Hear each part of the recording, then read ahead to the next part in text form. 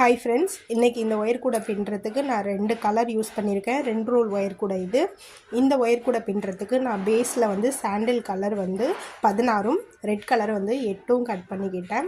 அது வந்து அந்த 24 ஒயருமே வந்து நான் 7 அடிக்கு ஸ்கேலில் அளந்து 7 அடி வந்து கட் பண்ணிக்கிட்டேன். இந்த கைப்பிடிக்கு நான் வந்து சாண்டில் கலர் யூஸ் பண்ணியிருக்கேன். இதுக்கு வந்து நான் 6 அடி தான் நான் இந்த கைப்பிடிக்கு எடுத்தேன்.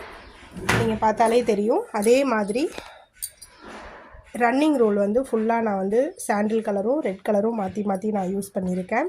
இது வந்து இந்த கலர் இப்படி யூஸ் பண்ணால் தான் கொஞ்சம் ப்ரைட்டாக இருக்கும்.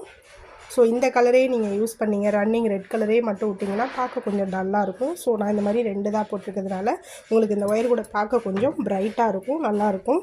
இது வந்து நீங்கள் பொருள்லாம் வைக்கிறதுக்கு கொஞ்சம் நல்லாயிருக்கும். நீங்கள் 7 அடியில் தான் இந்த ஒயர் வந்து கட் பண்ணணும்.